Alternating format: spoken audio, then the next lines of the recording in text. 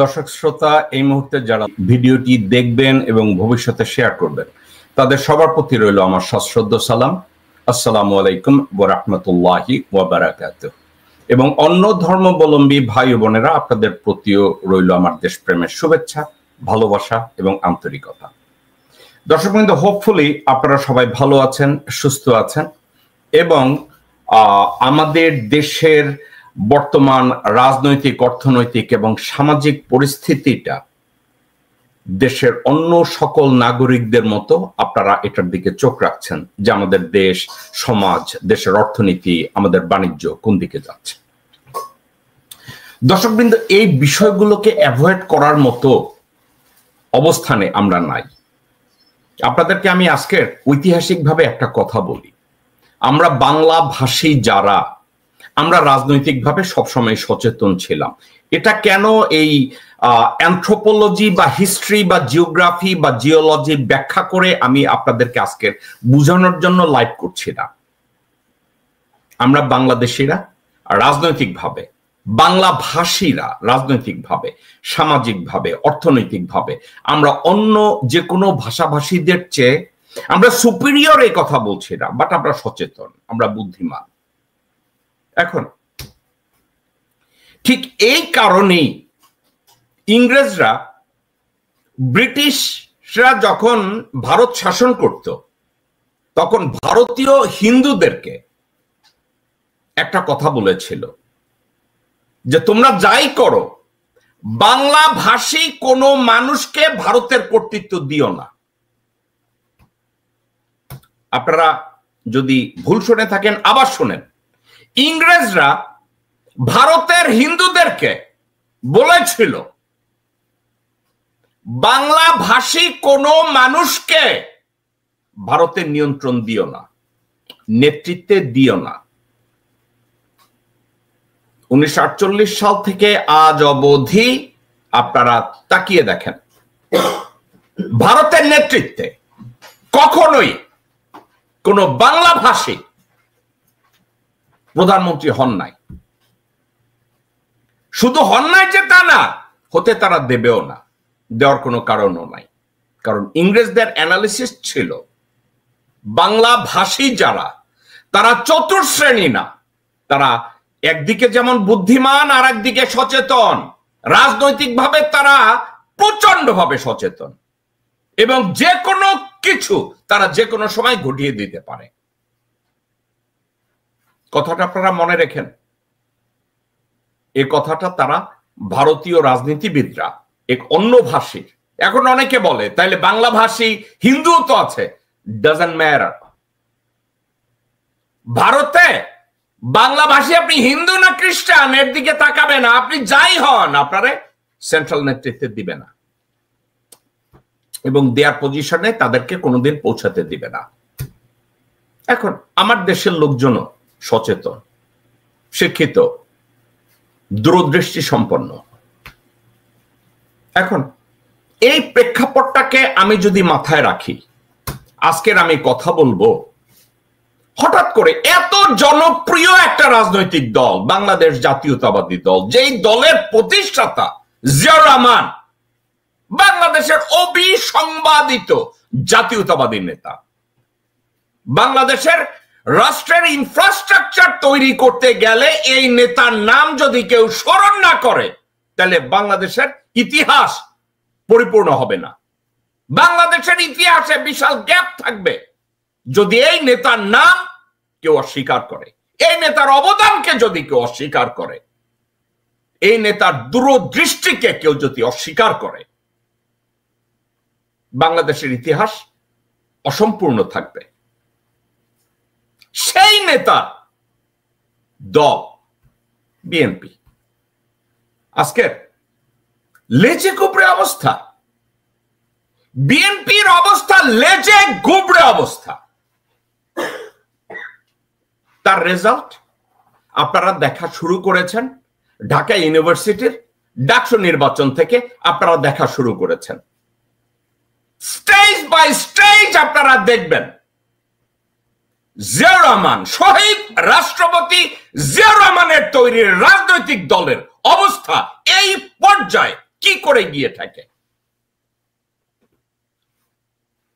আমি বিএনপি করি, অমুকে বিএনপি করে, আমার ভাই বিএনপি করে, বিএনপি সরকার গঠন করবে, বিএনপির চাইতে বড় দল আর হইতে পারে না, বিএনপি বাংলাদেশের একমাত্র রাজনৈতিক দল, বিএনপি ছাড়া কিছু হবে না, বিএনপি ছাড়া ভাত খাওয়া যাবে না, বিএনপির 31 দফা ইউনিভার্সিটিতে জিতাবে, বিএনপির 31 দফা রাস্তায় চাঁদাবাজি শিখাবে, বিএনপির 31 দফা গোরখদক আব্বাসের 3 কোটি টাকা প্রতিদিনের ইনকাম হবে, বিএনপির 31 দফা একটা বিধবা মাকে সন্তানহারা বানাবে,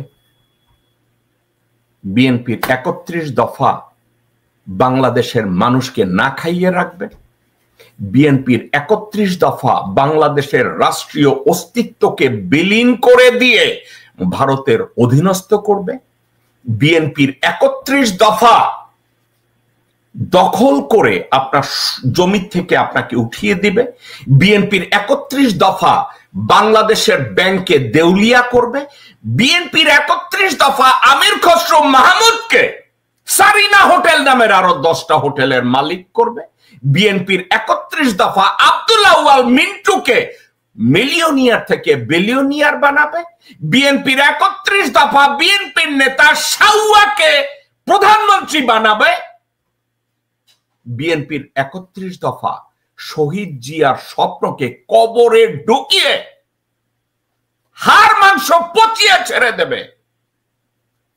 এরপরও তারা বিএনপির 31 দফা নিয়ে চিল্লাবে, 31 দফাকে আপনাদের মুক্তির আন্দোলনের কথা বলবে, 31 দফা নামের এক ভণ্ডামিকে তারা কোরআনের আয়াত হিসাবে বিক্রি করার চেষ্টা করবে।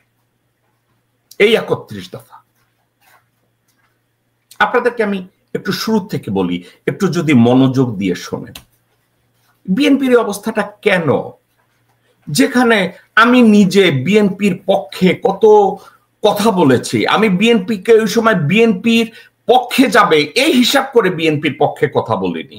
হাসিনাকে নামাতে হবে, ভারতীয় আগ্রাসনবাদকে ধ্বংস করতে হবে, বাংলাদেশের গণতন্ত্রকে পুনরুদ্ধার করতে হবে, আমি এমন কাজ করেছি, কন্টিনিউয়াসলি করেছি। কোন আমার এটা করার জন্য আমার কোন তারেক রহমানের দরকার হয় না, এটা করার জন্য আমার কারো আশীর্বাদ দরকার হয় না, এটা করার জন্য আমার কারো এন্ডোর্সমেন্টের দরকার হয় না, এটা করার জন্য আমার কোনো চাঁদাবাজির দরকার হয় না, এটা করার জন্য কাউকে আমার জবাই করতে হয় না, এটা করার জন্য বাংলাদেশের কোনো ব্যাংকের লোন নিয়ে দাবেদারি ভান্ডামি করতে হয় না, এটা নিয়ে বাংলাদেশকে কারো কাছে আমার বিক্রি করতে হয় না। আমি একা যা পেরেছি আমার দ্বারা সম্ভব ছিল আমি তা করেছি। আমি বাংলাদেশের দালাল, আমি বাংলা মায়ের দামাল সন্তান, আমার নাম জেকব মিল্টন, আমার কারো এন্ডোর্সমেন্টের দরকার ছিল না। আজ থেকে 10, 12, 15, 20 বছর থেকে একজন সচেতন মানুষ হিসাবে আমি শুধু একটা কথা বলেছি, আমার দেশ বাঁচলে আমি বাঁচব, আমার দেশের পরিচয় থাকলে আমার পরিচয় থাকবে, আমার দেশের অস্তিত্ব থাকলে ওখানে আমার বাবা মা কবরে ঠিকমতো ঘুমাতে পারবে। আজ থেকে 7, 8, 10 বছর আগে ভারতের নীল নকশায়, হাসিনার নীল নকশায় এবং বিএনপির ভারতপন্থী নেতাদের নীল নকশায় বিএনপিকে টিয়ার 3 টেরোরিস্ট অর্গানাইজেশন করা হলো আমেরিকায়, বিএনপিকে জঙ্গি সংগঠন করা হলো ইউরোপে। তখন এই আমেরিকায় বিএনপির পেইড এজেন্ট, লবিস্ট, বিএনপির বন্ধু অভাব নাই।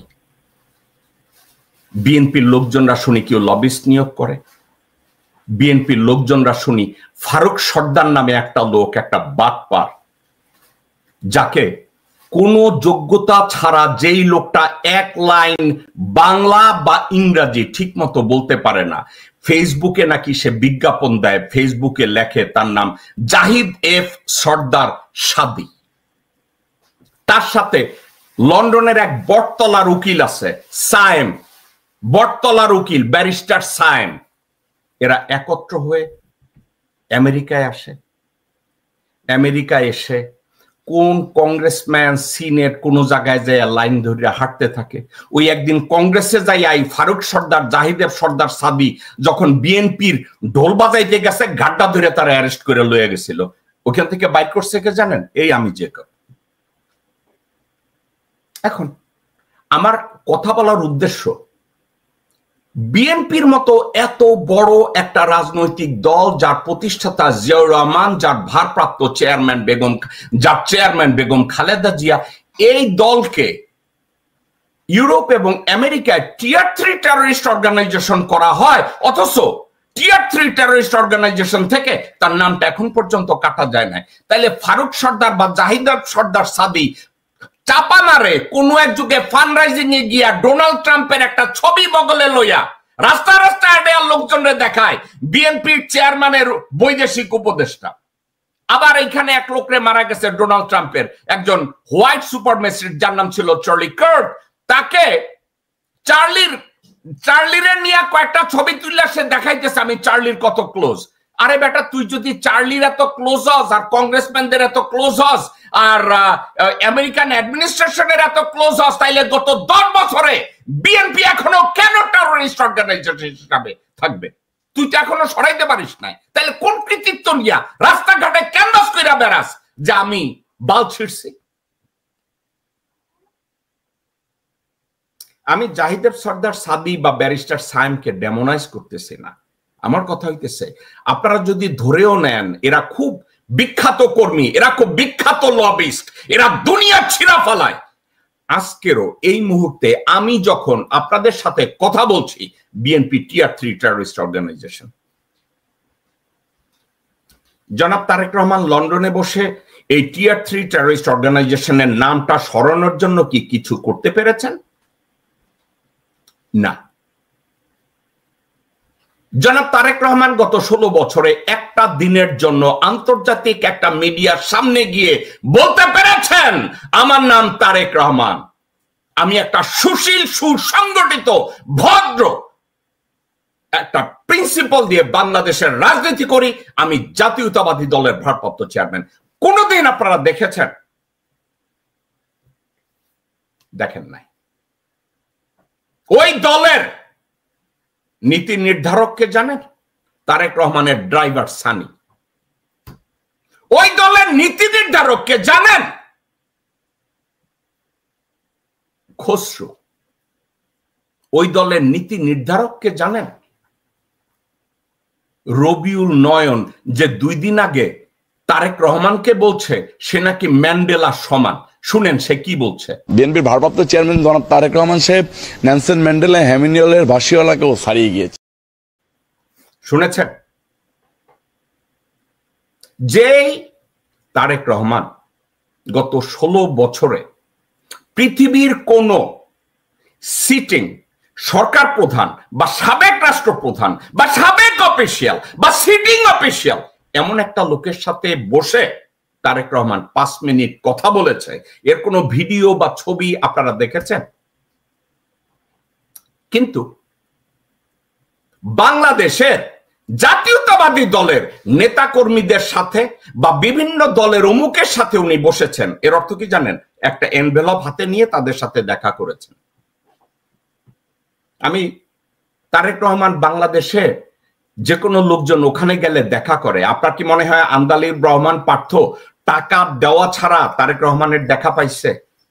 ইশরাক ওখানে গিয়ে তারেক রহমানের ওইখানে লাইন ধরছে, টাকা ছাড়া লাইন পাইছে? আরে ভাই, জিয়াউর রহমানের নিজের আপন ভাই বা আত্মীয় স্বজনরা ওখানে গিয়ে তারেক রহমানের সাথে দেখা পায় নাই। ওখানকার লোকজনরা বলছে $25,000 লাগবে। বিশ্বটা এখন অনেক ছোট, ইন্টারনেটের যুগ, সামাজিক মিডিয়ার যুগ।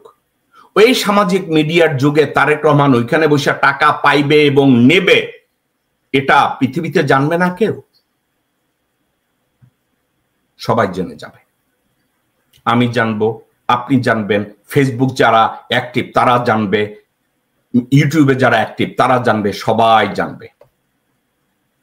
অর্থাৎ তারেক রহমান গত 16-17 বছরে একজন সিটিং সরকার প্রধান অথবা সাবেক সরকার প্রধান, একজন সিটিং অফিসিয়াল অথবা সাবেক অফিসিয়াল, ইউরোপিয়ান বা আমেরিকান কারো সাথে, অথবা আফ্রিকান অথবা মিডল ইস্টার্ন অথবা লিডার ফ্রম বলকান, কারো সাথে দেখা করে না। তার স্পেশাল এনভয় করেছে একটা লোককে, জাহিদ এফ সর্দার সাদিক, যেই লোক 6 জন কংগ্রেসম্যানের স্বাক্ষর জাল কইরা বিএনপি কে হাসিনা আমলে কম্বলের নিচে ঢুকাইছে, গুয়ের মধ্যে ঢুকাইছে। সে হয়েছে তাদের বৈদেশিক উপদেষ্টা, তারেক রহমানের খুব ঘনিষ্ঠ জন, ব্যারিস্টার সায়েমের বেড পার্টনার। কোন দিকে যাবেন, কোথায় যাবেন? এখন এটা কি খালি আমি দেখি না আপনারাও দেখেন? ওই যে বেটা কইছে না, আমিও জানি তুমিও জানো, তারেক রহমান পয়সার পাগল, আমিও জানি তুমিও জানো, ফারুক সর্দার ভণ্ড, আমিও জানি তুমিও জানো, বিএনপি জঙ্গি, টিয়ার 3। এটা আমার কথা না, আমেরিকান পোর্ট চার্টারে লেখা আছে, আমেরিকান ডিপার্টমেন্ট অফ হোমল্যান্ড সিকিউরিটির এখানে পরিষ্কারভাবে লেখা আছে। হাসিনা অথবা ভারতীয়রা যখন বিএনপির জন্য ন্যারেটিভ তৈরি করত, প্রথম লাইন ছিল ইউরোপ এবং আমেরিকায় India BNP tier 3 terrorist organisation. আজকের September 12, 2025 as of today, Tarique রহমানের এবং বিএনপির লবিস্টের আর ফারুক সর্দারের মতো 5-8টা নেরিকুত্তার অভাব নাই, কিন্তু বিএনপি এখনো টিয়ার 3 terrorist organisation. BNP tier 3 terrorist অর্গানাইজেশনের নাম আজও ঘোচাতে পারে নাই। এটা গেল একটা দিক। এবার আসেন, জিয়া রহমানের রাজনৈতিক আদর্শটা কি ছিল? প্যাট্রিয়টিজম। প্যাট্রিয়টিজম, প্যাট্রিয়টিজমের ব্যাখ্যা করতে গিয়ে জেমস উইলফোর্ড গার্নার, আধুনিক পৌরবিজ্ঞানের জনক, একটা কথা বলেছে, যদি কোনো ব্যক্তি বা গোষ্ঠী একটা নির্দিষ্ট ভূখণ্ডের প্রতি কমিটেড থাকে, একটা নির্দিষ্ট ভূখণ্ডের অধিবাসীদের কল্যাণে নিজের জীবনকে উৎসর্গ করে, এবং একটা নির্দিষ্ট ভূখণ্ড এবং সেখানে বসবাসকারী অধিবাসীদের জন্য সর্বোচ্চ ত্যাগে কমিটেড হয়, ওটার নাম দেশপ্রেম। এটা আমার কথা না, জেমস উইলফোর্ড গার্নার বিভিন্ন ভাবে এই কথাটাকে বলেছে। এখন জিয়া রহমান যখন দল গঠন করে, উনি বাংলাদেশে লোকজনদেরকে বলেছিল, I make politics difficult for the politician. উনি এই কথাটা কাদেরকে বলছিলেন জানেন? যারা রাজনীতির নামে ভণ্ডামি করে, যারা রাজনীতির নামে দুর্নীতি করে, যারা রাজনীতির নামে দেশদ্রোহিতা করে, যারা দেশপ্রেমের নামে দেশকে বিক্রি করে, যারা দেশপ্রেমের নামে নিজের আত্মাকে বিক্রি করে দেয়, দেশের সাথে বেইমানি করে। জিয়া রহমান বলেছিলেন, I'll make politics difficult for those political leaders. কিন্তু জিয়া রহমানের এই কথাটাকে উল্টে দিচ্ছে বর্তমান বিএনপি এবং তারেক রহমান। জিয়া রহমান যখন সরকার গঠন করে, জিয়া রহমানকে কার্টার অ্যাডমিনিস্ট্রেশনের এক ভদ্রলোক, তার নাম Anthony lake, Anthony lake Zia রহমানকে বলেছিল, what is your ultimate goal? Zia Rahman বলছিলেন, by all sacrifice, utmost sacrifice, I have to keep the sovereignty of my land intact by all means. Anthony lake হাসি দিয়া বলছিল, how about your biggest sacrifice of your lifetime? Zia বলছিলেন, even if I have to make the biggest sacrifice of my life, give up my life. That was Ziaur Rahman. Ziaur Rahman সাহেবকে প্রতি রাতে 5 বার 7 বার ঘুম ভাঙানো হতো এটা বলার জন্য, স্যার রয়সে আমনেরে মারতে। বেচারা ঘুমাতেও পারে নাই। সেই জিয়া পরিবার বাংলাদেশে 2004-5 সালে ভারতের সাথে করিডোর ডিসকাশন করে এবং এই করিডোর দিছে প্রথমে। কেন জানেন? বরকতুল্লাহ ভুলুর মতো লোক, সায়েদ ইস্কান্দারের মতো লোক বলছে পলিটিক্যাল ডাইনেস্টি তৈরি করতে গেলে ভারতের সাথে মিল্লামিশা থাকতে হইব। দেখেন না মুজিব কত জনপ্রিয়? তাইলে কি জিয়াউর রহমানের হিসাব কিতাব তাইলে তাদের কাছে ভুল ছিল? জিয়াউর রহমান বলছিল I am willing to make ultimate sacrifice, তারা বলছে না আমি স্যাক্রিফাইস করব না, আমি বাংলাদেশের সরকার চালাই আর না চালাই লন্ডনে বসলে মিলিয়ন মিলিয়ন পাউন্ড চলে আসে আমার পকেটে, বাংলাদেশে যে আমার প্রধানমন্ত্রী হওয়ার দরকারটা কি? মজুমদার ফ্যামিলির রক্ত, মজুমদার ফ্যামিলির রক্তে তো পয়সা চিনে, মানিজ্যতের দরকার নাই।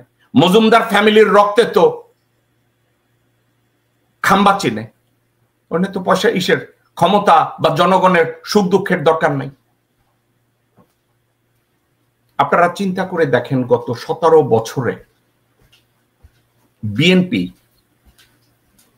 ওইসব নেতাদেরকে রেখেছে যারা ভারতের সাথে এবং আওয়ামী লীগের সাথে ভাগ বাটোয়ারা করে মিলিয়নিয়ার বিলিয়নিয়ার হয়েছে। তারেক রহমান বলে আমি তো ভাগ কম পাইছি।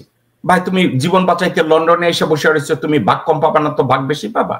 ভাগ বেশি পাইছে মির্জা ফাক, ভাগ বেশি পাইছে গোরখোদক আব্বাস, ভাগ বেশি পাইছে আব্দুল আউয়াল মিন্টু, ভাগ বেশি পাইছে ইকবাল হোসেন টুকু, ভাগ বেশি পাইছে আমির খসরু মাহমুদ, ভাগ বেশি পাইছে বিএনপির শাউয়া, ভাগ বেশি পাইছে রুমিন ফারহানা, ভাগ বেশি পাইছে সামা ওবায়দ।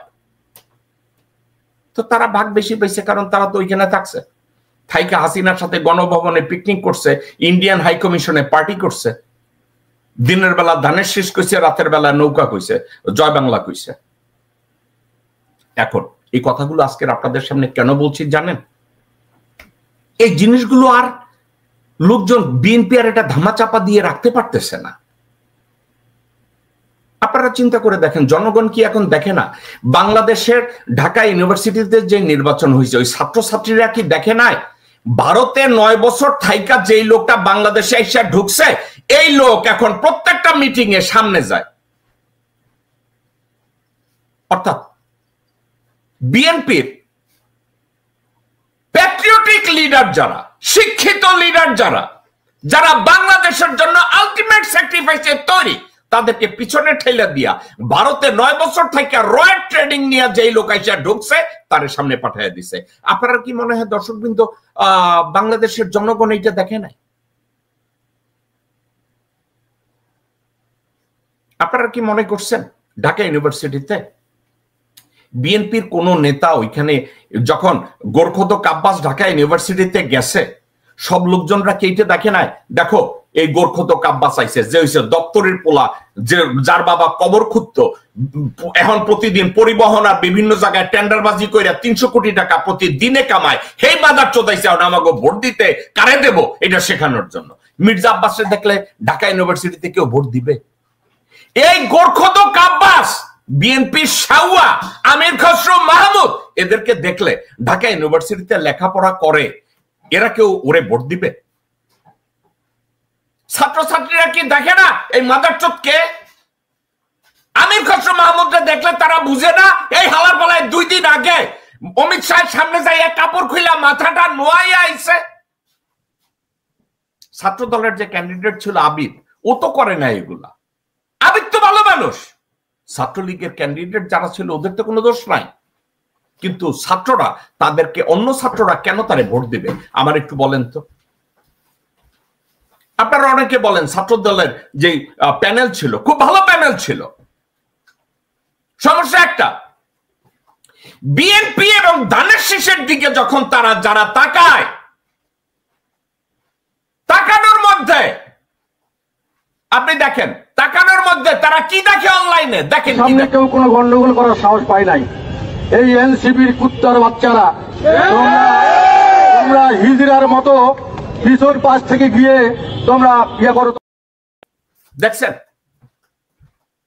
এনসিপির যে ছেলেপানরা দেশ থেকে একটা স্বৈরাচারকে তাড়িয়েছে, জনগণের মুক্তি এনেছে, ভারতীয় আগ্রাসনের বিরুদ্ধে রুখে দাঁড়িয়েছে, তাদেরকে বলে বিএনপি কুত্তার বাচ্চা। এই লোককে কি তারেক রহমান বহিষ্কার করেছে? করে নাই। এই লোককে কি কেউ সমালোচনা করেছে? করে নাই। এই লোকের বিরুদ্ধে কোনো অ্যাকশন নেওয়া হয়েছে? করে নাই। তারপর এটা যদি হয় তাহলে আবিদকে বা বিএনপি কে লোকজন ভোট দিবে কেন ডাকসু নির্বাচনে? যেই দলের মহাসচিব এই কথা বলে, শুনেন মহাসচিব কি বলে, যে শহীদ হোসেন জিয়া রহমানের মৃত্যু যদি 1981 সালের মে মাসে না হয়ে যদি 2015 সালে হতো তাহলে এই বাংলাদেশের ভাগ্যে কি ঘটতো আমি জানি না, তবে সম্ভবত সেটা লাইবেরিয়া অথবা আফগানিস্তানের মতো একটা ব্যর্থ রাষ্ট্রে পরিণত হতো। এখন আমাকে বলেন, এই যদি হয় বিএনপি মহাসচিবের উক্তি দলের প্রতিষ্ঠাতাকে নিয়ে, তাহলে আবিদদের দোষ কি? ঢাকা ইউনিভার্সিটিতে অন্যান্য ক্যান্ডিডেট একটা পজিশন তারা পায় নাই, তাইলে তাদেরকে ভোটটা কেন দিবে? ঢাকা ইউনিভার্সিটিতে যারা লেখাপড়া করে ওরা তো মেধাবী, অ্যাডমিশন টেস্টে তো ভর্তি পরীক্ষা দিয়ে তারা তো ওইখানে ভর্তি হয়েছে। তারা বেনজিরের মতো, ওই যে পুলিশ প্রধান বেনজির যেমন, ওই যে দুইজন ডাক্তার রুবায়া তার একজন কি জানে নিজাম নাকি, তারা ওইখানে তারা বিনা ভর্তি পর ছাড়াই তারা ভুয়া রাস্তা দিয়ে তারা ভর্তি করাই দিচ্ছে ডক্টরাল ডিগ্রিতে। ওই রকম তো করে নাই। তো ঢাকা ইউনিভার্সিটির ছেলেপান যারা, ছাত্র ছাত্রী যারা, তারা তো তাদের মেধা দিয়ে চিন্তা করে দেখেছে, যেই দলের মহাসচিব জিয়াকে এভাবে ডেমোনাইজ করে, আমরা তাদেরকে কেন ভোট দেব? আমরা তাদেরকে কেন ভোটটা দিতে যাব? যেই দলের মহাসচিব জিয়া সম্পর্কে এই কথা বলে। কিন্তু আরো একটা কথা, এই মির্জা ফখরুলের ভাই ফয়সাল আমিন আমেরিকায় ক্রেডিট কার্ড ফ্রড কইরা, টাকা পয়সা চুরি কইরা, মানুষের কাছে টাকা পয়সা ধান্দাবাজি কইরা ফয়সাল আমিন দেশে গেছে। দেশে গিয়া ঠাকুর গায়ে সেক্রেটারি হয়, মেয়র হয়, ডিসি রে বদলি করে, এসপি রে বদলি করে। আপনার কি মনে হয় এগুলো সেন্ট্রালে কেউ জানে না? আপনার মনে হয় এই ঢাকা ইউনিভার্সিটির ছেলেপানরা এগুলো শুনে নাই? ঢাকা ইউনিভার্সিটির ছেলেপানরা কি এটা জানে না যে মির্জা ফাক যতবার আন্দোলনের ডাক দিছে প্রত্যেকটা বিভাগীয় শহরে আজাইরা 2টা লেকচার দেওয়ার বাইরে তার আর কোনো প্ল্যান নাই? ঢাকা বিভাগীয় সমাবেশে মির্জা ফাক তার নেক্সট কোনো প্ল্যানই ছিল না যে এরপরে কি করবে। বিএনপিকে পরের স্টেজে নিয়ে যাওয়ার জন্য, দর্শক বিন্দু, রাজনীতি করতে গেলে একটা জিনিস লাগে, আমি লোকজন সমাগম করব। সমাগম করলে স্বৈরাচার বিরোধী সরকারের সময় এই সমাবেশের পরে আমি কিসের ডাক দেব? এই সমাবেশকে নিয়ে আমি কোথায় যাব? 4 থেকে 5 লক্ষ 10 লক্ষ লোক আমার সামনে দাঁড়া, আমার একটা দূরদৃষ্টি বা ভীষণ থাকবে না? 2 জন পুলিশ এসে লড়ান দিছে, মির্জা ফাক মঞ্চে উঠা বলে এবার কি বলবো? এই বিএনপিকে আপনি যোগ্য মনে করেন ভারতীয় আগ্রাসনের মুখে? এই বিএনপিকে আপনি ভোট দিবেন ঢাকা ইউনিভার্সিটিতে, জাহাঙ্গীরনগর ইউনিভার্সিটিতে, চিটাগং ইউনিভার্সিটিতে? এবং আবিদদের মতো ছাত্রদেরকে শিখিয়ে দেওয়া হয়, তোমরা লোকজনের কাছে, ছাত্রছাত্রীদের কাছে খেদমত করতে যাবা না, শুধু বলবা আমিও জানি তুমিও জানো শিবির হইছে পাকিস্তানি। এইটা হইছে আপনাদের স্লোগান। শিবিরের ছাত্রছাত্রীরা নিজে না খাইয়া, ইফতারি নিজে না কইরা, গরমের মধ্যে হলে হলে কুলার, ওয়াটার কুলার দিয়ে দেয় যাতে ঠান্ডা পানি খাইতে পারে। ছাত্রছাত্রীদের নামাজ পড়ার দাওয়াত দেয়। পকেটের মধ্যে থেকে খাওয়া বা 2 পয়সা বাইর কইরা গরিব একটা ছাত্রর হাতে দেয়। এখন এটা নিয়ে রুমিন ফারহানা বলবে এরা একটা জঙ্গি সংগঠন, এরা স্বৈরাচারের দোসর, এবং আর কিছু যদি খুঁজে না পায় তাইলে বলবে ওরা তো রক্কা দেয়। গত 54 বছর এই রক্কাডা আর রাজাকার আর শিবির এই তকমার বাইরে ছাত্র দলের নিজেদের কৃতিত্ব নিয়ে বলার মতো কোনো কিছু তাদের কি আছে? আমি তো দেখি না। আছে, একটা জিনিস আছে, গত 5-7 বছর ধরে একটা লোককে ঢাকা ইউনিভার্সিটির ছাত্র দলের প্রেসিডেন্ট বানাইছে, কারণ ভারতের আনুকূল্য পাওয়ার জন্য, যে জন্য গয়েশ্বর রায়কেও বানানো হয়েছে। দেখেন তাদের আনুকূল্য পাওয়ার জন্য ঢাকা ইউনিভার্সিটিতে ছাত্র দলের প্রেসিডেন্টকে। Your point and you respect my point.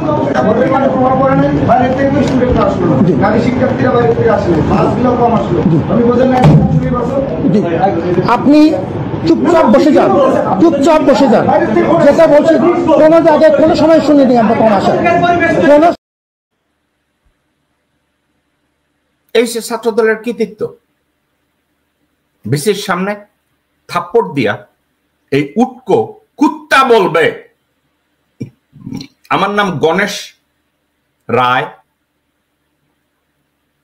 তো এই গণেশ রায় যদি হয় ঢাকা ইউনিভার্সিটির ছাত্র দলের প্রেসিডেন্ট, যেই দেশের 92% জনগণ এবং ঢাকা ইউনিভার্সিটির 90%-এর উপরে ছাত্রছাত্রী মুসলমান, সেখানে আমি ধর্ম নিয়ে ট্যাগ দিচ্ছি না, ওখানে ধর্ম নিয়ে গণেশের মতো একটা বেয়াদবকে, গণেশের মতো একটা জঙ্গিকে, গণেশের মতো একটা চাঁদাবাজকে, গণেশের মতো একটা হায়নাকে ঢাকা ইউনিভার্সিটি ছাত্র দলের প্রেসিডেন্ট করতে হলো। এরপরে আবার আপনারা আশা করেন লোকজন ছাত্র দলকে বিজয়ী করবে? আপনারা কি জানেন লালমনিরহাট জেলার 2টা উপজেলা, একটা পাটগ্রাম, একটা হাতীবান্ধা, ওই 2টা থানায় অ্যাটাক করা হয়েছে, 2টা থানায় অস্ত্র লুট হয়েছে, 2টা থানায় ভাঙচুর করা হয়েছে। আপনারা কি জানেন গণেশ ওই যে ভাঙচুর করা হয়েছে ওইখানে পাটগ্রাম এবং হাতীবান্ধা থানায় আসামি ছিনতাই করা হয়েছে, লালমনিরহাটের পরিস্থিতি অস্থিতিশীল করে তোলা হয়েছে যাতে ওইখানে লালমনিরহাট এয়ারপোর্টটা খোলা না যায়, এবং এটা করা হয়েছে ভারতের ইশারায়। ওয়াকার বলছে, সেনাপ্রধান মির্জাফর ওয়াকার বলছে গণেশ তুমি চালায়া যাও। লন্ডন থেকে তারেক রহমান বলছে গণেশ তুমি চালায়া যাও। মির্জা ফাদ বলছে, বিএনপি শাওয়া বলছে গণেশ তুমি চালায়া যাও। তাহলে গণেশ আজকে টেবিলে থাপ্পড় দিবে না তো গণেশ কি করবে? আবার একটা সেনা নিপুণ না টিপুন বিএনপির কোন নারীর নেত্রী, সে আবার গণেশকে গ্লোরিফাই করছে। ও গণেশ তোমার কথা শিবলিঙ্গের মতো মনে রাখবে সবাই। তে বিএনপি কে ভোট দিবে? ছাত্র দলকে কেউ ভোট দিবে? দেওয়ার কোনো সম্ভাবনা আছে? এখন আমরা যদি বিএনপি বলতে বুঝি তাদের বুদ্ধিজীবীকে জানেন?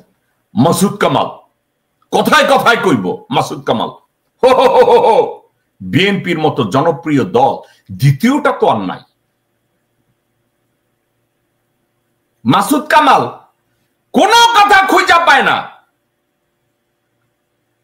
কিন্তু যেই মুহূর্তে বিএনপি কে নিয়ে কথা বলতে যায় ওই মুহূর্তে মাসুদ কামাল বলবে বিএনপির তারেক রহমান ভালো ছিল, বেগম জিয়া ভালো ছিল, কিন্তু সুযোগ যদি বুঝে আস্তে কইরা কয় হাসিনার মতো লোক আবারও দরকার। হে মাসুদ কামাল হইছে বিএনপির বুদ্ধিজীবী।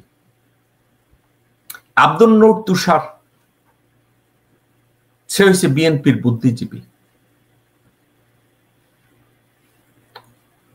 এই নিউ ইয়র্কে এক লোক থাকে, এই টাইম টেলিভিশন, তাহের নামের এক লোক আছে উচ্ছিষ্ট, তার ওখানে কাজ করতো শাহেদ আলম। সেও নাকি বিশাল কোন সাংবাদিক।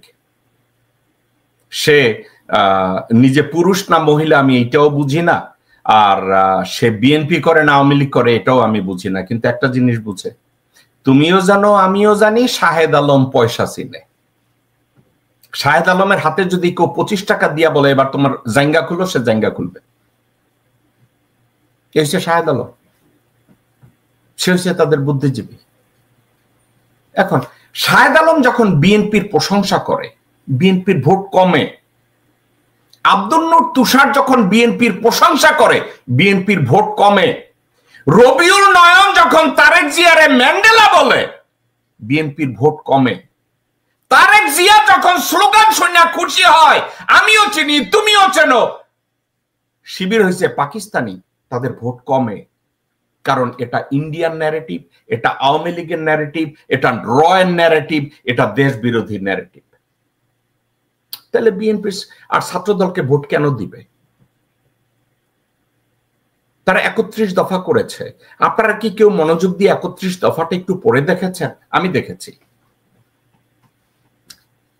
বর্জ্য বুঝেন, গার্বেজ, অদূরদর্শী এত গার্বেজকে আমি দেখি না জীবনে কেউ প্রতিষ্ঠা করার জন্য তারেক রহমান ওইটা আবার পাঠ করে এবং বলে 31 দফায় জনগণের মুক্তি।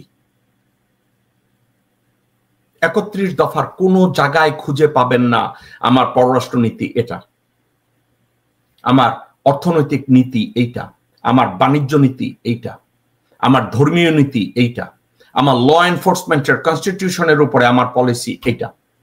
31 দফার ভিতরে কোন দফায় এগুলো খুঁজে পাবেন না। কি আছে জানেন?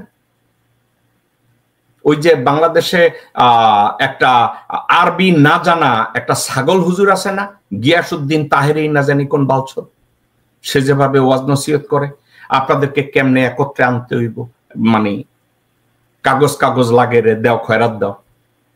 31 দফার অর্থ এইটা। এই বিএনপির 31 দফার অর্থ কি জানেন? হাসিনা যেভাবে 96 সালে ক্ষমতায় আসার জন্য মাথায় হিজাব পড়ছিল, মাথায় ঘোমটা দিছিল, ওই হিজাব। তারেক রহমান রে বুঝানো হয়েছে বাংলাদেশের জনগণ হয়েছে বলদ, তাদেরকে কোন রকম প্রেমের ডায়লগ দাও, 31টা ডায়লগ, এই প্রেমের 31টা ডায়লগে মুগ্ধ হইয়া বাংলাদেশের জনগণ ভোট দেবে।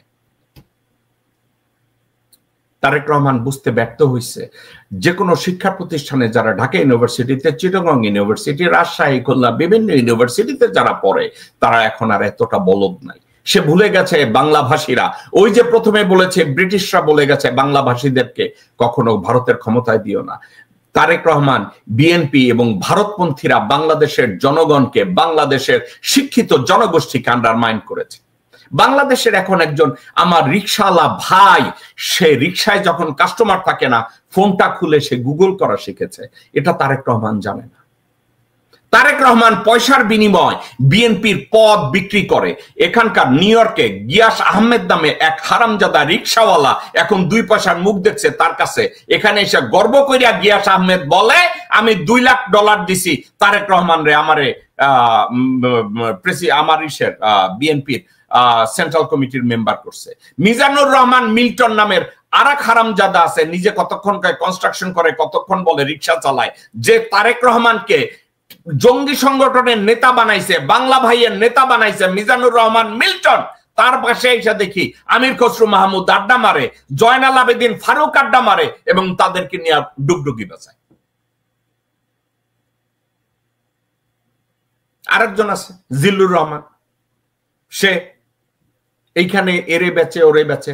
আসল ব্যবসা কি? একটা হোটেলে টেবিল মুছে, দোষের কিছু নাই, কিন্তু তার মতো লোক কোন জায়গায় জীবনে কোনোদিন দুর্গা পূজাও কাজে লাগে নাই, সরস্বতী পূজাও কাজে লাগে নাই, শিবলিঙ্গ পূজাও কাজে লাগে নাই। সে বিএনপির নেতা। আমি খালি ফারুক সর্দারের গালি দেই, এরা হচ্ছে বোঝা। বিএনপির প্রত্যেকটা এই যুক্তরাষ্ট্রে অবস্থানকারী, লন্ডনে অবস্থানকারী প্রত্যেকটা এবং ঢাকার সেন্ট্রাল কমিটির প্রত্যেকটা লেখায় আন্তর্জাতিক বিষয়ক সম্পাদক। আপনারা বালের সম্পাদক।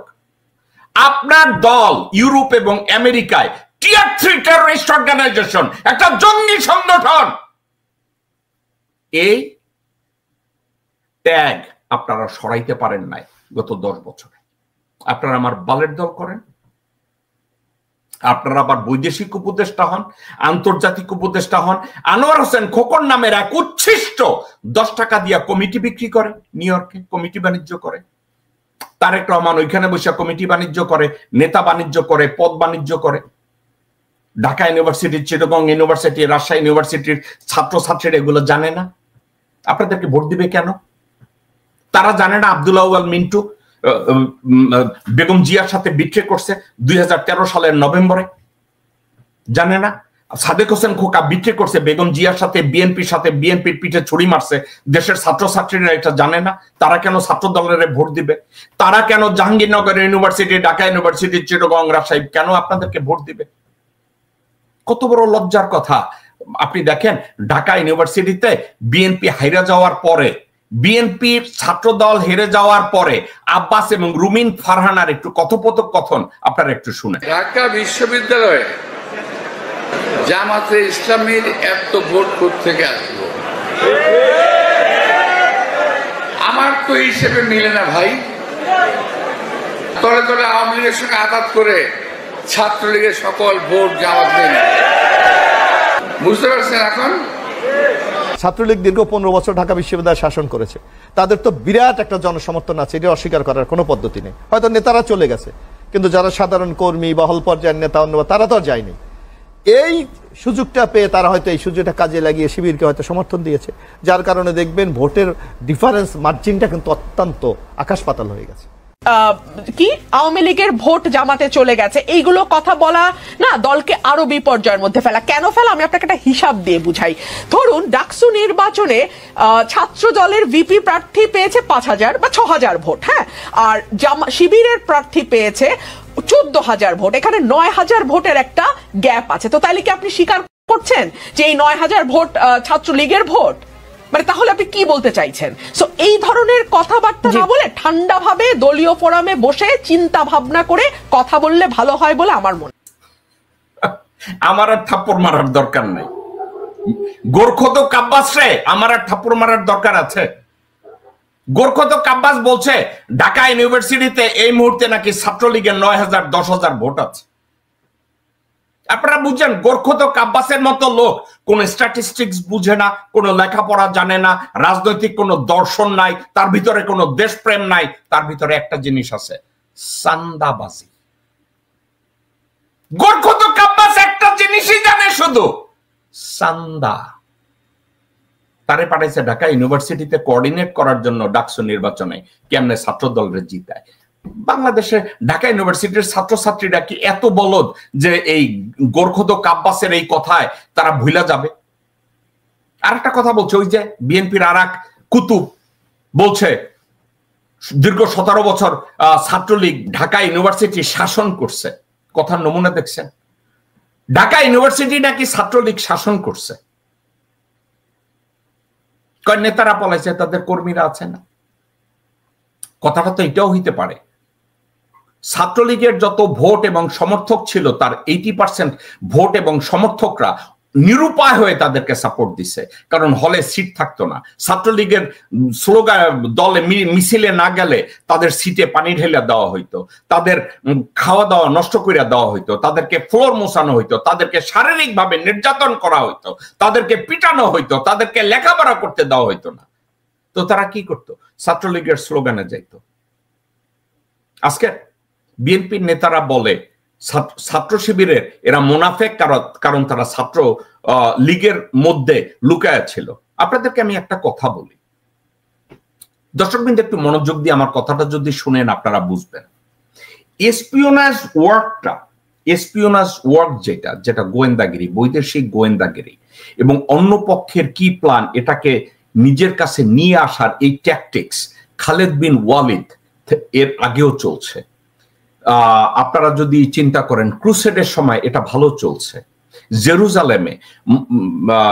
জেরুজালেমে যখন বিজয় হয়, খলিফা ওমর যখন প্রথমবারের মতো জেরুজালেমে যান, তার আগে মুসলিম গোয়েন্দাদের ওখানে পাঠানো হয়েছে জায়গা রেকি করার জন্য। অবস্থা কি, জুইশদের অবস্থান কি, খ্রিস্টানদের অবস্থান কি, মুসলমানদের অবস্থান কি, পাগানদের অবস্থান কি, কার কি অবস্থা। এবং এই তথ্য যারা নিতে জেরুজালেমে যাইতেন তারা কি যায় বলতেন আমি খলিফা ওমরের জাসুস হয়ে এখানে আসছি? মুসলমানদের যেই সব মুসলিম ভাই ওখানে তথ্য সংগ্রহ করতে যেতেন, কেউ ভিক্ষুকের বেশে যেতেন, কেউ খ্রিস্টানের বেশে যেতেন, কেউ পাদ্রির বেশে যেতেন, কেউ রাবাইয়ের বেশে যেতেন। এখন শিবিরের কোনো ভাই বা বোন ঢাকা ইউনিভার্সিটিতে বেঁচে থাকার জন্য, নিজের সার্ভাইভালের জন্য, টিকে থাকার জন্য যদি জয় বাংলা স্লোগান দিলে আমি বাইচা থাকি, জয় বাংলা স্লোগান দিলে ঠিকমতো ক্লাস করতে পারি, জয় বাংলা স্লোগান দিতে গেলে মানুষকে দাওয়াত দিতে পারি, সেটা আপনার কাছে কেন মুনাফিকি মনে হয়? আমি একটা বিতর্কে বাংলাদেশের আজকের আলোচনার ভিতরে টানতে চাই না। সেটা কি জানেন? জামাতে ইসলামী রাজাকার ছিল, জামাতে ইসলামী দেশদ্রোহী। আমি এটা মানতে কোনোদিনই রাজি না, এবং 1971 সালের জন্য জামাতে ইসলামীকে মাপ চাইতে হবে এমন গাঁজাখড়ি উক্তি আমি শুনতেও চাই না। যারাই বলে I am willing to debate anyone and everyone by the book, black and white. কারণ 1971 সালে জামাত যদি মুক্তিযুদ্ধকে সমর্থন দিয়ে না থাকে সেটা ছিল আইডিওলজিক্যাল ডিফারেন্স। এবং রাষ্ট্রবিজ্ঞান এবং ইতিহাস আমাদেরকে শিখায় পৃথিবীর কোন দেশের 100% জনগোষ্ঠী তাদের স্বাধীনতাকে সমর্থন করে নাই।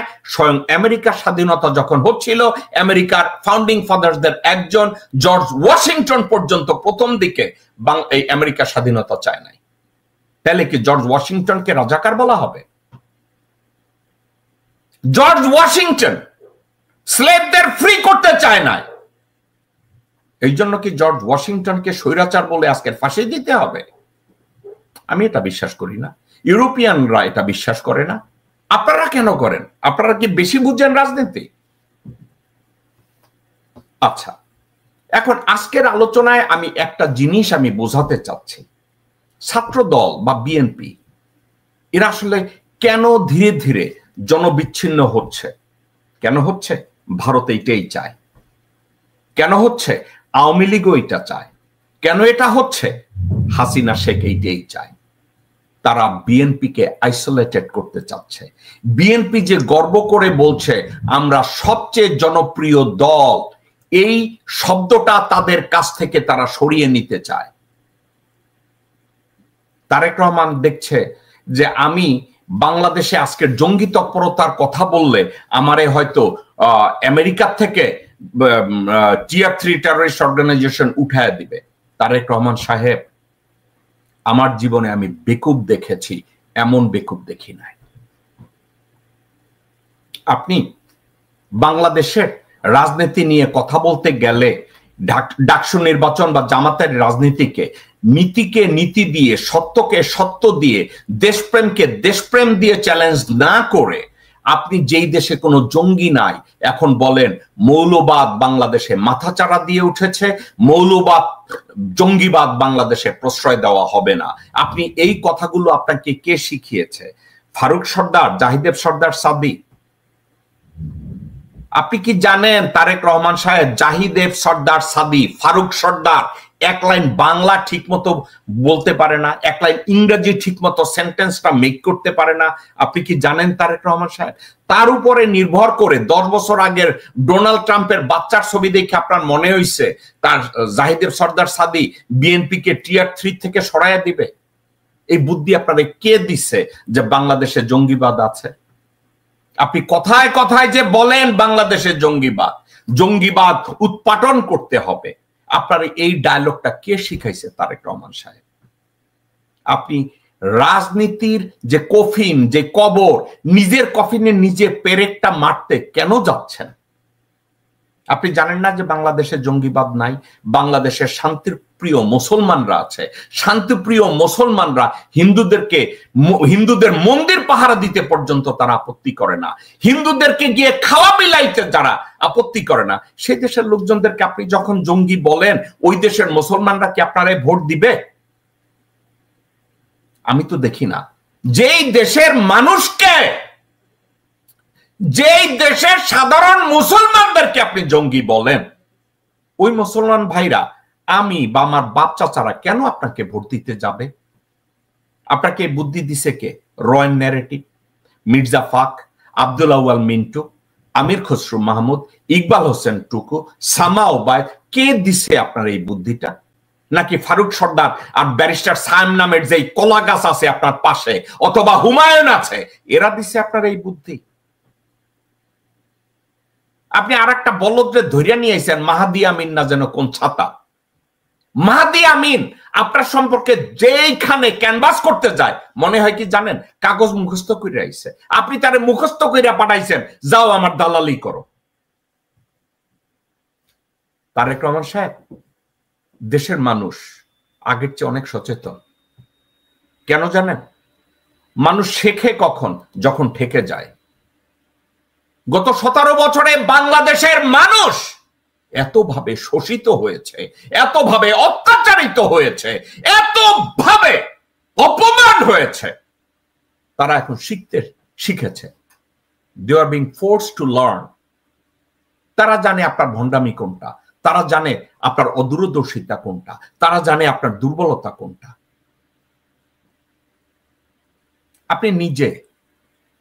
আপনি নিজে আপনার মায়ের মুক্তিকে ত্বরান্বিত করার জন্য আপনার দলকে দিয়ে একটা আন্দোলন আপনি তৈরি করতে পারেন নাই, আর আপনাকে বানায় আপনি নাকি মাস্টার মাইন্ড হাসিনাকে সরাইয়া দেওয়ার। আপনি কি একবার বলেছেন আপনার বক্তব্যে, যারা আমাকে মাস্টার মাইন্ড বলেন এসব বলা বাদ দেন, কারণ আমি মাস্টার মাইন্ড না? আপনি কি একবার বলেছেন? আপনি আপনার পাঁচাটা কুত্তার বাচ্চাদের ছেড়ে দিয়েছেন বলার জন্য আপনি মাস্টার মাইন্ড। আপনি ওই মাস্টার মাইন্ড নিয়ে আপনি এখন ভাষণ দেন চার্লি চ্যাপলিনের মতো। আপনি চার্লি চ্যাপলিনের চাইতেও হাস্যকর ভাষণ দেন। আপনার কেউ যদি ঢাকা বিশ্ববিদ্যালয় বা সাধারণ মানুষ কেউ যদি মনে মনে চিন্তা করে আমি ধানের শীষে ভোট দেব, আর আপনার ভাষণ শুনে আই চেঞ্জ মাই মাইন্ড, আমি এর ভোট দেব না। তারেক রহমান সাহেব, আপনি আমার ব্যক্তিগত শত্রু না। আমি যদি মনে প্রাণে অনুপ্রাণিত হই যে আমি বিএনপি কে ভোট দেব, আর হঠাৎ কইরা আমার ফেসবুকে, সোশ্যাল মিডিয়ায় কোন জায়গায় যদি আপনার ভাষণ চলে আসে, আমি আর আপনারে ভোট দেব না। আমি যদি ভোট দিতে যাওয়ার আগে সালাউদ্দিনের কথা শুনি, আমি আর আপনারে ভোট দেব না। আমি যদি আমির খসরু মাহমুদের কথা শুনি, আমি আর আপনাকে ভোট দেব না। আমি যদি আব্দুল আউয়াল মিন্টু অথবা তাবিতা আউয়ালের কথা শুনি, আমি আর আপনারে ভোট দেব না। আমি যদি রুমিন ফারহানার চিল্লাচিল্লি শুনি, আমি আর আপনারে ভোট দেব না। আমি যদি সামা ওবায়দের থুতপা দেখি, আমি আর আপনারে ভোট দেব না। আমি যদি গোরখদ কাব্বাসে দেখি, আমি আর আপনারে ভোট দেব না। তো আপনারা আছেই তো এগুলা। আপনারা বলবেন এই শিবির আমাদের শত্রু, রাজাকার আমাদের শত্রু, তো রাজাকার চিনতে হবে, দেশ থেকে জঙ্গিবাদ তাড়াতে হবে। আপনাদের এসব কথাবার্তা কোথা থেকে শিখছেন রে ভাই? একটু তো বুঝতে হবে, জানতে হবে। বাংলাদেশে ঢাকা ইউনিভার্সিটিতে অথবা প্রত্যেকটা শিক্ষা প্রতিষ্ঠানে ছাত্রদল কি শিখেছে জানেন? ছাত্রলীগ কিভাবে জুলুম করেছে, ছাত্রলীগ কিভাবে গুম করে লোকজনদেরকে পিটিয়েছে হলের ভিতরে আটকে রেখে। কে শিখেছে? ছাত্রদল। কাদের কাছ থেকে শিখেছে? ছাত্রলীগের কাছ থেকে শিখেছে। পক্ষান্তরে শিবির কি শিখেছে জানেন? ঠিক তার উল্টোটা। ছাত্রলীগ বলেছে আমরা লোকজনদেরকে, ছাত্রদের ডাইনিং টেবিল থেকে মোরগের রান আমরা কাইরা নেব। এটা ছিল ছাত্রলীগ। এবং বিএনপির ছাত্রদল ওইটা কপি করছে। আর ছাত্র শিবির কি করছে জানেন? আমার পাশের এক ভাইয়ের প্লেট থেকে মুরগির রান নিয়ে গেছে, তাইলে আমার প্লেটে একটা রান আছে, আমি ওইটা শেয়ার করে অর্ধেক আমার একবার ডান পাশের ভাইরে দেব, আর এক অর্ধেক আমার বা পাশের ভাইরে দেব। এখন আমাকে বলেন তো, ভোটটা ওই ছাত্রছাত্রীরা কারে দিবে? যখন তারা ভোট দিতে যায়, যারা ওই মুরগির রানটা কাইরে নিয়ে গেছে তাদেরকে দিবে, না যেই ভাই ডানের প্লেটে দিছে বায়ের প্লেটে দিছে তাদেরকে দিবে? গোরখোদক আব্বাস অথবা রুমিন ফারহানা বা অন্যান্য কেউ, দুদু, এরা কেউ কি এই সেলফ ক্রিটিসিজম যেটা, এটা নিয়ে তারা কথা বলে দেখেছে যে আমাদের ছাত্র দল অথবা যুব দল, এখানে যাদেরকে আমরা সভাপতি বানাই তারা ছাত্র না, তারা ভুয়া।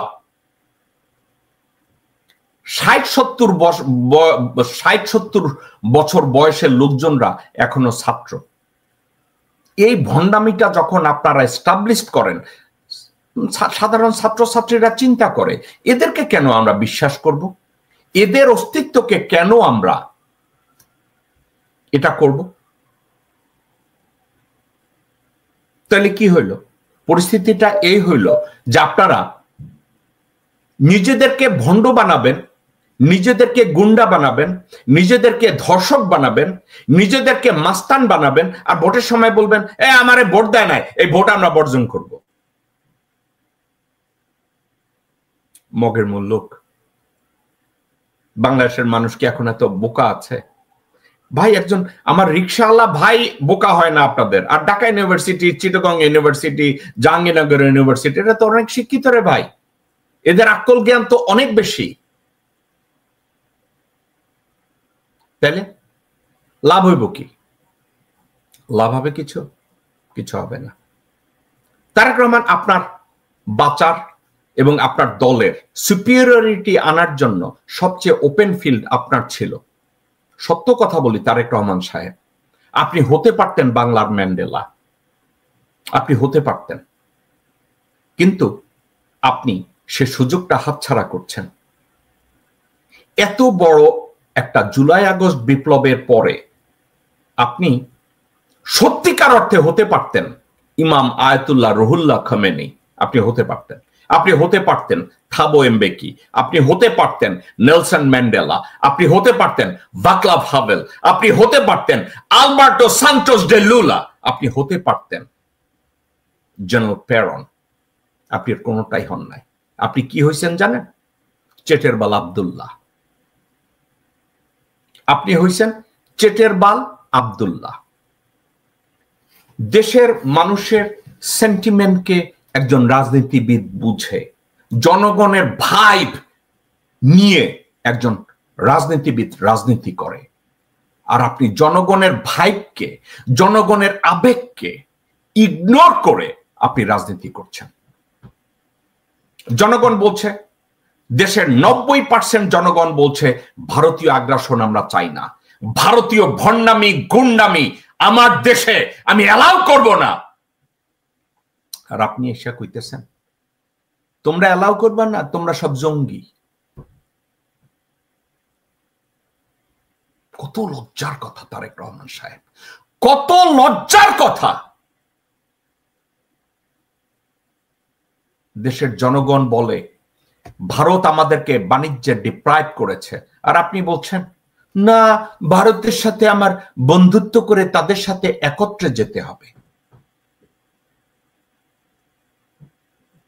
যেই ভারতের তকমার জন্য আওয়ামী পতন হয়েছে, আর আপনি ভারতের তকমাধারী লোকগুলোকে বিএনপি নেতৃত্বে বসিয়ে তাদেরকে আন্তর্জাতিক স্বীকৃতি পাওয়ানোর চেষ্টা করছেন,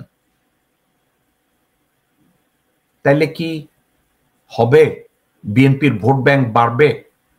আমি তো দেখি না এতে বিএনপির ভোট ব্যাংক বাড়বে। আমি তো মনে করি বিএনপির ভোট ব্যাংক কমবে। আপনি আমেরিকায় ফারুক সর্দারের মতো লোক, আমেরিকায় গিয়াস আহমেদের মতো লোক, আমেরিকায় মিজানুর রহমান মিল্টনের মতো লোক, আমেরিকায় জিল্লুর রহমানের মতো উচ্ছিষ্ট, এদেরকে যদি নেতৃত্বে দেন, তারেক রহমান আপনি কি এদের এই লতিফ সম্রাট এদেরকে ডেকে কোনোদিন বলছেন তোমরা আমেরিকায় বিশাল কাহুনা, তাইলে বিএনপি কেন এখনো টিয়ার 3 টেররিস্ট অর্গানাইজেশন আমেরিকায়? আপনাদেরকে এই যে মুশফিক ফজল আনসারী, তারেক রহমান আপনাকে যে বলদ বানায়া গেছে, মুশফিক ফজল আনসারী কোনোদিনই আপনার প্রতি অনুগত ছিল না। মুশফিক ফজল আনসারী হইছে হারিস চৌধুরীর ভাগনা, ও নিজের স্বার্থের বাইরে কিছু বললেন না।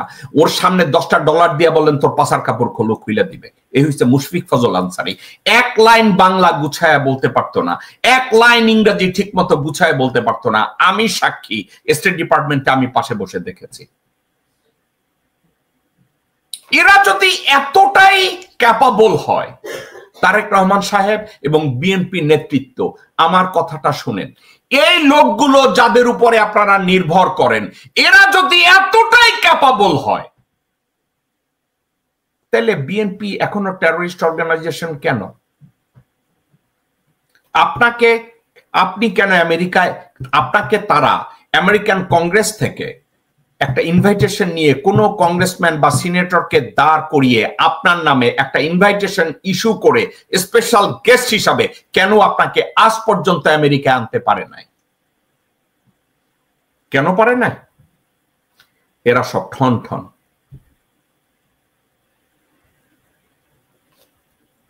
আপনি চাকর বাকর খুঁজেন, এরা চাকর বাকর। আপনি সানিরে নেতা বানাইবেন, তাহলে ফারুক সর্দার দোষ করছে কি?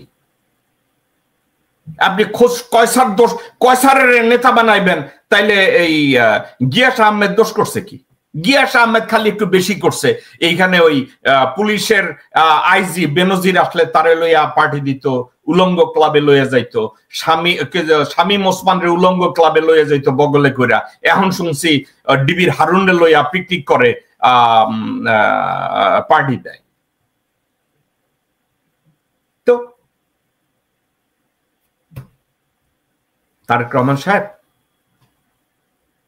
এই যে নয়ন নামে যেসব লোকজনদেরকে আপনি স্লোগান দেওয়ান বাংলাদেশে যে আপনি নাকি ম্যান্ডেলা হইছেন, আপনি এদেরকে থামাতে আপনি পারেন নাই। এবং আপনি কি পারবেন? আমি মনে করি না আপনি পারবেন, কারণ আপনার ম্যান্ডেলা হওয়ার সুযোগ ছিল, আপনি হন নাই। আপনি মনে মনে কইছেন আমি হইছি টোকাই, আমি টোকাই ভালো, আমার খাম্বা মামুন ভালো, আমার খাম্বা ওই যে কি জানি আছে না, এখন কালবেলা যারে দিয়া দখল করাইছেন, কালবেলা দখল করাইছেন, আপনি ভুলে গেছেন না? কি জানি নাসিরউদ্দিন পিন্টু না, এই লোকটার নাম কি? এই লোকটার তো আমি মাঝে মাঝে চেহারা দেখি। সে কালবেলা দখল করছে।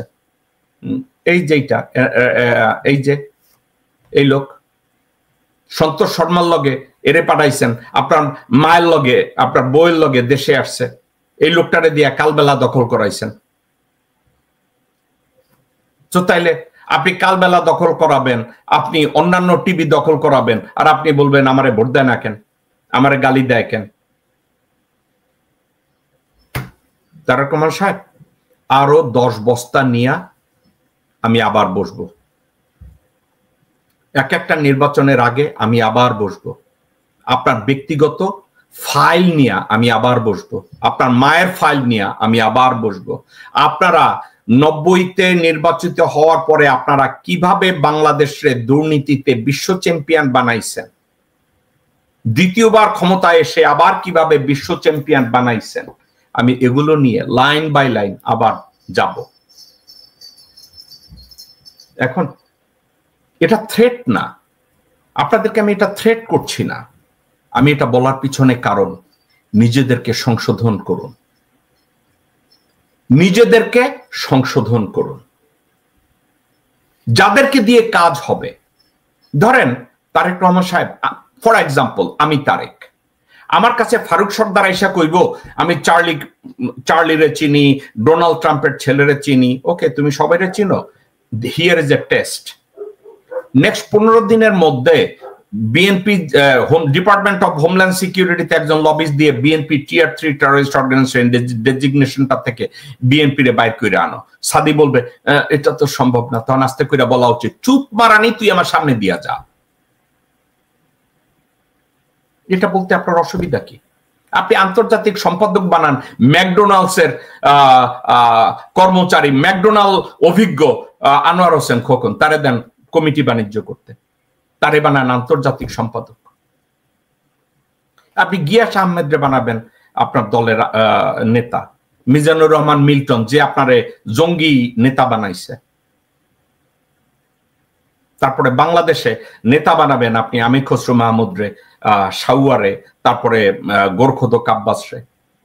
এনিওয়ে দর্শকবৃন্দ, আজকের আমি যে কথাটা বলতে আসছিলাম সেটা হচ্ছে এই, বিএনপি জিয়ার আদর্শের সাথে ইনট্যাক্ট থেকে, জিয়াউর রহমানের আদর্শটাকে ইনট্যাক্ট রেখে তারা যদি রাজনীতি করত, এখনো করে, বিএনপি বাংলাদেশে ডেফিনেটলি জনপ্রিয় দল হতে পারে, বিএনপি ডেফিনেটলি নির্বাচনে জিততে পারে। কিন্তু বিএনপির আচার আচরণে মনে হয় আমি ক্ষমতা যাই বা না যাই, আমি লন্ডনে বসে পয়সা পাইতেছি। Tarek Rahman is not hungry. সে জনগণের মুক্তি চাচ্ছে না, জনগণের মুক্তি তার টার্গেট না, জনগণের কল্যাণ তার টার্গেট না, জনগণের সুখে শান্তিতে থাকা তার টার্গেট না। তার টার্গেট পয়সা কামানো, whether he is in power or not। সে লন্ডনে বসে পয়সা পাচ্ছে। নির্বাচন আসবে সামনে, সে 300-400 আসনের জন্য প্রত্যেকটা আসন বিক্রি করবে 10 কোটি, 15 কোটি, 40 কোটি টাকা। আপনি বুঝেন কত হাজার কোটি টাকা সে পাবে? তো তার ক্ষমতার দরকার কি? হাসিনা আমলেও সেই কাজ করেছে। তো ডাজ ইট রিয়েলি ম্যাটার যে ভারত এসে বাংলাদেশে ঢুকবে না ভারতের বাইরে যাবে? It doesn't matter. এবং তারেক রহমান ইসলামের কাছ থেকে পয়সা খাইছে, যার জন্য সালাউদ্দিনরা সরাইতে পারতেছে না। সালাউদ্দিন বিএনপির এত কোথাকার কোন কাহনা যে তারে ধাক্কাইয়া সব জায়গায় কইতে হইবে। আপনি শুনবেন নীলুফার মনি নামের কোন এক উচ্ছিষ্ট মহিলা আছে, হে তারেক রহমানের জন্য কয় না, হ্যাঁ কয় সালাউদ্দিন ভাই আমাকে বাঁচান, এইটা করতে হইব।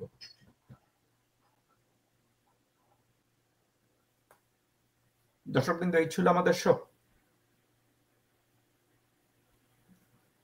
অনেকে বলেন, অনেকে ব্র্যান্ড করার চেষ্টা করেন, তারেক রহমান, জেকব মিল্টন আপনি জামাতের সাপোর্ট করেন, আপনি জামাতি। এটার জবাব আসলে আমার দেওয়ার দরকার নাই, কিন্তু আমি এমনি বলি আপনাদেরকে, আপনি যদি সত্যকে সাপোর্ট করেন আর জামাত বা শিবিরের লোকজনরা যদি সত্য বলে, তাহলে মানুষ প্যারালালি চিন্তা করে যে জেকব মিল্টন জামাতের লোক। আমি যখন হাসিনার বিরুদ্ধে কথা বলতাম, হাসিনা এবং ইন্ডিয়ানরা ন্যারেটিভ তৈরি করতো জেকব মিল্টন বিএনপির নেতা। ঠিক আছে? এখন আমি যখন সত্যের পক্ষ নেই, আমি যখন ন্যায়ের পক্ষ নেই, আমি যখন নীতির পক্ষ নেই, আমি যখন আমার প্লেটের মুরগির মাংসের টুকরা আমার ডান দিকে দেই এবং বাঁ দিকে দেই, তারা বলে ও জেকব মিল্টন যা করে শিবির তো তাই করে, শিবির যা করে জেকব মিল্টন তো তাই করে। ভাই, আমি ভালো কাজের সমর্থন করি, যেই ভালো কাজ বাংলাদেশের জনগণ 17 থেকে 20 কোটি মানুষের মনে কমফোর্ট দিবে, শান্তি দিবে, স্থিরতা দিবে, সাবলীল ভাবে বাঁচতে শেখাবে, আমি ওটাকে সাপোর্ট করব না তো কোনটা সাপোর্ট করব? চাঁদাবাজি সাপোর্ট করব? আমি কি সাপোর্ট করব? আমারে অনেকে বলছে জেকব ভাই আপনি জামাত করেন। আমি বলছি ভাই, বাংলাদেশকে ভালোবাসতে গেলে কি আমার জামাত করতে হবে? বাট বলছে যে আপনি জামাতের কোন দিকটা পছন্দ করেন। আমি বলছি জামাতের দলগতভাবে জামাতের একটা জিনিসই আমি পছন্দ করি, কারণ তারা পরিবারতন্ত্রকে সাপোর্ট করে না। জামাত তার দলের ভিতরে গণতন্ত্রের চর্চা করে, আমি পছন্দ করি। বিএনপি দলের ভিতরে কোনো গণতন্ত্রের চর্চা করে না, জাতীয় পার্টি দলের ভিতরে কোনো গণতন্ত্রের চর্চা করে না, আওয়ামী লীগ দলের ভিতরে গণতন্ত্রের চর্চা করে না, জামাত করে। আমি এটা বলা দোষ? যদি দোষ হয় তাহলে দোষ। আমি জামাতের এটাকে সাপোর্ট করি। আরেকটা কথা আমি বলে যাই, এই ডাকসু, জাকসু, রাকসু, চকসু এই নির্বাচনে ছাত্রদলের ভরাডুবির এবং ওয়াকারুজ্জামানের একটা ডার্টি পলিটিক্স খুব কঠিনভাবে কাজে লেগেছে। ওয়াকারুজ্জামান, মির্জাফর ওয়াকার এই ডাকসু নির্বাচনের কয়েকদিন আগে নূরের পিটাইছে, এটারও একটা এফেক্ট পড়েছে। বিএনপির সকল ব্যর্থতার মধ্যে নূরের গায়ে হাত তোলাটাও।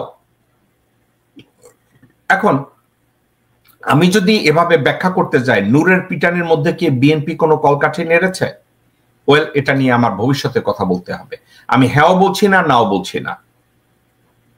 কিন্তু একটা কথা, আমার একটা জিনিস মনে হচ্ছে, সবকিছু মিলিয়ে ঢাকা ইউনিভার্সিটি বা অন্যান্য ইউনিভার্সিটিতে ছাত্র শিবির, জামাত এরা কেন ভালো করছে,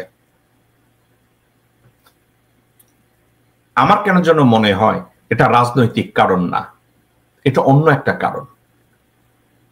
যারা একটু লেখাপড়া করছে, যারা একটু সচেতন, তাদের ভিতরে ন্যায়নীতি ও দেশপ্রেম তাদের অন্তরে জেগে উঠছে। এটার পূর্বাভাস ডাকসু নির্বাচনের রেজাল্ট। ডাকসু নির্বাচনে যখন ছেলেপানরা, ছাত্রছাত্রীরা ভোট দিতে গেছে, তারা সাদেক কায়েমের কথা চিন্তা করছে, এই বেটা তার প্লেটের মাংসের একটা টুকরার থেকে ভেঙে আমাকে একটু দিছে, আমি ভোটটা ওরেই দিব। আর আবিদের দিকে যখন তাকাইছে, তারা দেখছে ছাত্র দলের কেউ আমার প্লেট থেকে মাংসের টুকরাটা জোর করে উঠায় নিছে, ঠিক যেভাবে ছাত্রলীগ নিছে। তাহলে আমি যদি বলি দেশের মানুষজনের মধ্যে একটু দেশপ্রেম, একটু ন্যায় নীতি, এটার প্রতি সম্মান, এটার প্রতি কমিটমেন্ট, এটার প্রতি তাদের আবেগ কাজ করা শুরু করেছে, আমি বলবো that's a good sign. BNP বা ছাত্র দল, আপনারা যদি আপনাদের জনপ্রিয়তা বাড়াতে চান, আপনারা যদি দেশপ্রেম আপনাদের মধ্যে উঠাতে চান, আপনারা যদি চান দেশবাসী আপনাদেরকে ভোট দেখ, তাহলে আপনাদের ভিতরে ন্যায় নীতি প্র্যাকটিস করেন, আপনাদের ভিতরে দেশপ্রেম, সততা একটু প্র্যাকটিস করেন। চান্দাবাজি, টেন্ডারবাজি, ধর্ষণ, খুন, দখলবাজি এগুলো বন্ধ করেন। ভারত নীতি এর মধ্যে পাড়া দিয়েন না। আপনারা যদি এর বদল করতে না পারেন, আপনারা যেভাবে চলছেন এভাবেই যদি চলেন, তারেক রহমান আপনার পকেটে পয়সা যাবে। আপনি 31 দফার মতো এই গার্বেজ দিয়ে লোকজনদেরকে বলদ বানানোর বক্তৃতা দিতে পারবেন, কিন্তু কাজের কাজ কিছুই হবে না। দর্শক বন্ধু, এই ছিল আমাদের শো। আগামীকালকে বাংলাদেশ সময় রাত 10টায় অন্য কোনো বিষয় আপনাদের সামনে আমি আবার কথা বলবো। আমার জন্য আপনারা দোয়া করবেন, আমি আপনাদের জন্য দোয়া করি। আপনারা বাংলাদেশের আমার ভাই বোন, বাবা, চাচা, ফুফু, খালা, আত্মীয় স্বজন, আপনাদেরকে আমি ভালোবাসি, আপনাদেরকে আমি সম্মান করি। আমি সত্য নিয়ে কথা বলি। আমি কি দাবি করতে পারি আমি পারফেক্ট? না ভাই, আমি পারফেক্ট না, কিন্তু আমার জীবনের প্রত্যেকটা মুহূর্তে নিজেকে পারফেকশনিস্ট বানানোর জন্য আমি চেষ্টা করি। আমি আপনার কাছ থেকে শিখি, আমার প্রতিবেশীর কাছ থেকে শিখি, আমি ছোট একটা বাচ্চার কাছ থেকেও শেখার চেষ্টা করি। কিন্তু একটা জিনিস, বাংলাদেশের স্বার্থের পরিপন্থী কোনো কিছু আমার সামনে যদি আসে, আমি দুমড়ে মুচড়ে আমি গুড়িয়ে দেব।